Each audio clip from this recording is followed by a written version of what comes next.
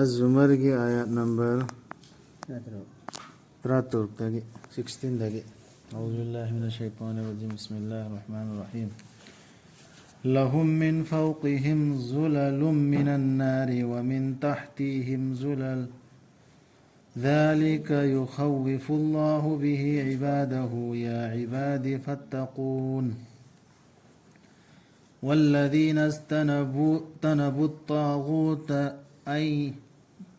أن يعبدوها وأنابوا إلى الله لهم البشرى فبشر عباد الذين يستمعون القول فيتبعون أحسنه أولئك الذين هداهم الله وأولئك هم أولو الألباب أفمن حق عليه كلمة العذاب أفأنت تنقذ من في النار لكن الذين اتقوا ربهم لهم غرف من فوقها غرف مبنية تجري من تحتها الأنهار وعد الله لا يخلف الله الميعاد ألم تر أن الله أنزل من السماء ماء فسلكه ينابيع في الأرض ثم يخرج به زرعا مختلفا ألوانه ثم يهيج فتراه مصفرا ثم يجعله حطاما إن في ذلك لذكرى لأولي الألباب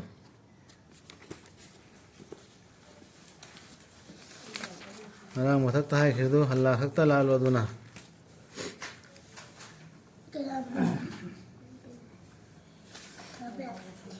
أدونا لالو نخوي سو نخوي نا نينج جبدو ما بو थमलगा आदि रसूल दा हेन गिफ्ट दो हाई वना नखोइना लालिदु लालोना तसेनमक मांग जगदब सिंगदी हिंगत हनबिगदब नुमित्ता मसा मांग जब सिंग अमसु मखोगी इमुंग मनुंग सिंगबो मांग जब सिंग अदुनियाना हाई क्रिदना येंगो मदुनी मयक सेंगना मांग जब हाइबिदो अदुई मखानी से मखोगी थक्ता सुमैगी चंदवा सिंगनी अदुगा मखोगी खादसु चंदवा सिंगनी मांगब सिंगदो मसु चंदवादी सातिल हैरोने मईगी सातिल लो मतलब मईगी पे खंगने मईगी ले मतलब तसु ये मखात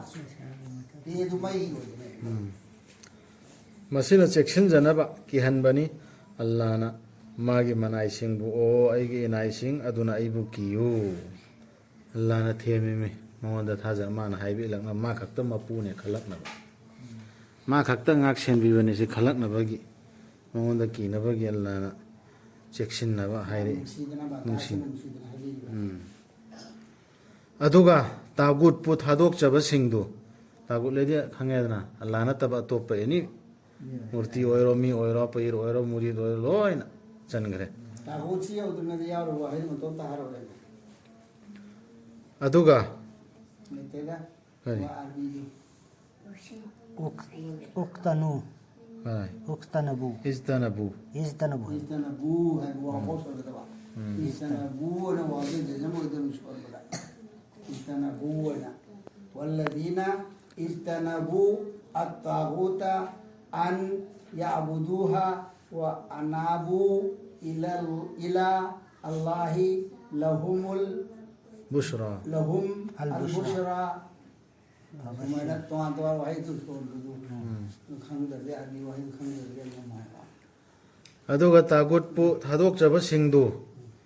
मखोइबु लाटपदु अमदि निंगमदना ओनसन जरकप सिंगदु अल्लाहदा मखोइदुगिदि हराव पाउनी अदुना हराव पाउ पियु आइगी इनाई सिंगदा अल्लाह खरतबु लाटपदु लालगा अतोपा लालो जब मखै लाता ले जगा अल्लाह खरता लाट पे से छिन सिया अतोप दु जादो कर अदो कदा ताबूत मगर जी लोन तादो अगा अल्लाह के तो ला ले भी दो कुबा तो वदगी अदुगा वा अनाबु इला अल्लाह अल्लाह तो उजिली दो मखोई ये कुछ खबर नहीं ai Allah khakta la lende jinda di loina haiba kalma di shon ba doga Quran da di shueng eng thada Quran na yadam si hairi haibda du yada ba adu mi du natte तेरे पंद्री को परा ha le ngano tumin phom करी ना भी नहीं ताई तुमने अदुना hek Quran se ge against the leram ba pum ba do Quran se ge ayat se ge against the leram ba pum ba do adu thadok padu thadok par Quran se check toruk pa no Quran ge ayat ge against the leram ba pum ba loina fazal oiro dunia gi fatwa gi lari oiro siga gak nang hoi thadok padu aduni tagut thadok par wa ta ba singda aduga madugi khwaida gi phapadu in ba singda 아파 아파 뭐 하이 힘도 인바 봤다방 회도는 다도 봐 hek Allah na bo haidar di thadok hiba makhoi do Allah na lamjing birabani makhoi do budhi leiba singna siksine ba lo sing leiba sing ba har ulul albab से losing ले busing है albab से luk ki pulrel ama albab na plurel ulu asne zu ki plurel ni ulu di ma ama ulul albab adu oirabadi magi mathakta dandi gi wahidu achumba oikraba adubu kanana lamjing ba ngamgani nangna kanba ngambra maida leibadu rasulda direct haibugum bani hojiki khan thauda na tago thadok tab singdo Allah azab ke kalima gi sabit oiraba mi Allah hai ki to aragda mi du nang kanma Adina tawlo hidayat tu hidayat taw na ina hay taw ridon mi ukajda nabina hay dana ado hay rasulani hidayat kham basdi nangi kaina te adu dinan ngam mai da tarak da mi du dinan kan ngam wa adu dikhang de na mai ta adu kana no adu na loina na hay wa nabi na phangam dranga se to pandi gari ngamni tawma sung makhoi gi rapu ki jaba singdu makhoi gi di ka sing makhoi gi mathakta wangna sabiraba madugi makhadana turel sing chenba masi wadani Allah gi plate thuwai ba tawde Allah de magi wada funa di plate tu ni jo ne plate and hay se ka chau na has plate ne ba mora fun गुरफतुन की plural गुरफ मबनी आज साधन ले रहा मबनी है भी बनायबनी साबाबी ना मबनी या साधन ले रहा साधन थम गया udabra nangna madudi Allah na thada birak lebadu asman dagi ising aduga phaujin duna chelhan biribadu madubu ifut oina leipak ki manungda adugi tungda madudagi uthok pirak libadu mahai marong sing tongan ba machugi madugi tungda makhoi duna khui tharak e aduna nangna oi makhoi duna napu machu on khiba adugi tungda mana haidi Allah na oi han khi makhoi bu matat tatpa ta senamak maduda leirabani ningsing hanbiba ama budhi leiba singi khutala ka ne hal dalil ne Pudu telah kira ayin tahu si ngamni itu, jauh hari bersih kanan ngambil masih khantar kita midi si hari buas de khantar midi lalu sing mami khantar ngomong mana ba, nak kau lalu sing mami khantar wahai mana ba. Jadi memang khantar be akhirnya, mida permanta orang su khantar be akhirnya. Adu erabadi Allah namagi thabak tu Islam dah hangdok han biduna mahak na leijaraba mangal amada magi raptagi lakpa mahak aduga managadra Islam dharma bu yaningdaba aduga adu ne do ne ba do ardhan be wane ba sida ungre ba aja Allah gi taratagi nur amagi loina nur amana nur ama pangaga mai rakki taratagi nur ama nur amagi masakta leiba Islam idamta matwar hanbo piraba Allah na adugi mido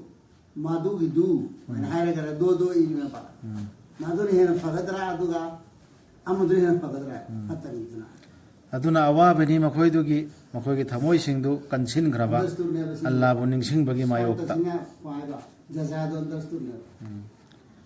Allahu ningsingbagi mayokta makoidu leirabari mayek senglaba langphainabada matakta haigriba ya singsi chan halase rasulda hairidna rasulda kanmangam gudran hankidna nangna kanmangam gudra dandigi khangnabdu adui mathangdana ba isingda parman tawra isi isingja asmandai tha tharaga lainung phawdala janghalaga hogol hal idna sangaman faja faja ba adu mena Allah gi ayat si makthakte thara ime Allah na siksina mioi budu Allah na karamba migi karmaina mangonda mana hasil lawjaribtu phawdala mai thamoida ayat sina pallaga adu thamoi kallaba mido adura kallaba midu adugi Allah thara iba ising gumba rahmat sigi ayat sina thamoidu kan khram midu bu rasulna kan mangam gadra adu jama gidi kare wani awabini awabini tu tarne yana annabu ma waile nasi mari dasane zikrillah si Allah gi lai tu aduna awabini makoidugi zikr palidra zikr sika Allah buni si malai si na tro adu side ki si Quran da bu thamoi kalam mi do madu dudi madur phangdor hai mai dosa gi dosa tan ta Quran sina mai thamoidura tolandra badi loire Allah be ji zikrillah tat mainu kulu bariya hone kamu Allah gi zikr ta Allah bu nising badagi Allah bu nising aga thamoi thotra pa nisi thotra oidra na hai ne thotra tho ya ne ba adu thotra oidra na hangi do thotra to pa Quran sigi ayat ama phau pa da bida karimta khangda bida ikhone leirami si leirisi bo aduiduga atopa lariksi mema paraga kana kana gi wari si paraga thamoi thothad na kapnari me karamba makaramba dharma na hoin chati si misai sa khan thada Allah ndi sir parman pire ba ina asman da ising tha thar aga ising du phaudak na changhal laga adrei mahi marong machu machu gi mahau makhan makhan khe na ba holli aji parman mi hoi bedane piri si man sari ba ma amdalan piri me thotha de ado atopa mujuruk amna sidai pai khiba falana karyamna adudagi chatlaga taw khiba isingda adrei mana dua taw kana barakat na so heta chapu si loi be nai de bagi adu heta mi dugi barakat ra pi tha thari ayat sina am hoyo da no karam ba islam no karam dharma no khangde koin chatlis tha da birak labani Allah na khwaidagi phaba wari khwaidagi phaba hadis si hadis hairibni wariyan halli si hadis arvida hadis ne yis tha da birak labani Allah na khwaidagi phaba hadis lairik ama masigi saruk singdu amaga chanaba amasung hanna haibiba sidadi chanaba amaga chanaba hanna haibiba hairi aduga aikoda takpiram nisina amaga na hoina ngaguni nako yabante si tafsir kai gi enkidami kakna gadu kakna bani na hoina artha han mangam moy kar hairi ta sab hena form da so adu hai la pa form da so la pa to la do dun mota sab yarsi amaga chanaba amasung hanna haibiba hanna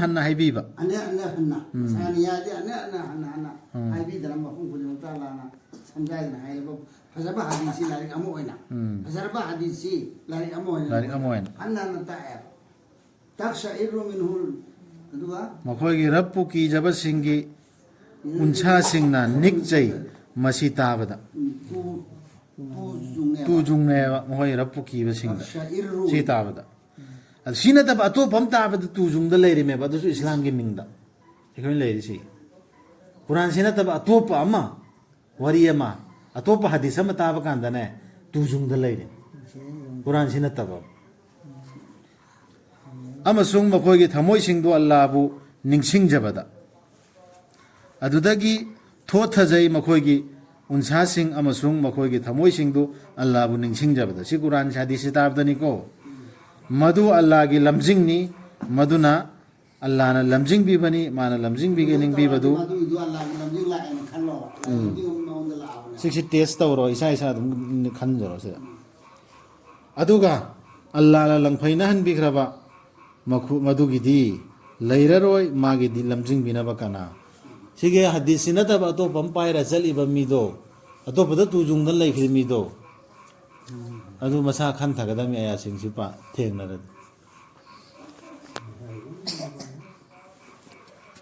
अदु ओइरबदी कना कनाना कीजबगे हिंगल हनबिगदब नुमित्ता मागी ममाइना फत्रब दंदीदु मायोकनगदबदु हाइगनी अरानब तौबसिंगदुदा महाउ तंगलो नखोयना तानसिनजखिबदुगी कना कीजबगे hello hello अदु ओइरबदी कनाना कीजबगे हिंगल हनबिगदब नुमित्ता मागी ममाइना फत्रब दंदीदु मायोकनगदबदु मायोकनगदबदु सी बिरकेट मनुंगदनी यौजी फमान यत्ता हल्लीबा दोन बिरकेट तौरगा सुमन हनबसु यायबा कीबाय त हनख्रेबा मुत्तक कवाजी कीबत तपिल्ला चेक्सिन बाहसी चेक्सिन मुसलेदना तेदो चेक्सिन बचो ने हदु कना कनानो चेक्सिन गदब ननगनी कीउ हायना हनबे मोता थेदो हायबसु हनैदना बचो आरसा अदु कुंबो हायने बसी माने अफमन यत्तकी कना अदुनदी कना नोबा हिंग थैदो कदोसी हिंगदोसी चेक्सिन हबुदबसी मागे ममाइदु ममाइ सि कर मनि हिंगदगेबा सु अल अजाब फतब अजाब तगी यो कयामत नुमिता ममाइ लौनी हाइद्रो दा ममाइ सि ओन लौनी हाइद्रो हाइ ब्याव नद्रो ओन ओलगे लौगनेना अदुने अदु लौबदगी हिंगदबसी कनानो हिंगदबसी खलावरो माना सिदा अतोप वारीदगी अतोप हदीसदगी थैदो होरदी अल्लाह के अफबा हदीस रोंजिल होरदी आदा थैदो उदो नदरदी मा सिरा थै लोइना अर्थ चेले बसी इसा खन थबैदमक्ता याखिदे मखोइगी मांगदा लैरंबसिंगनसु अदुना लाखी मखोइदा दंदीदु मखोइना लांबा फंखिदा ममैकैदगी मोयना खल्लुदबा मकैदगी लाखी अल्लाह के हदीस तो याखिदबगी अदुना अल्लाहना मखोइदा चोप्पगी महाउ तंगहनखी ताइबंग पुंसीदा अदुबु आखिरत की दंदीनदी हेन्ना चाउबनी मखोइना खंगजरबदी चिबो तोरसी तेन तो अल्लाह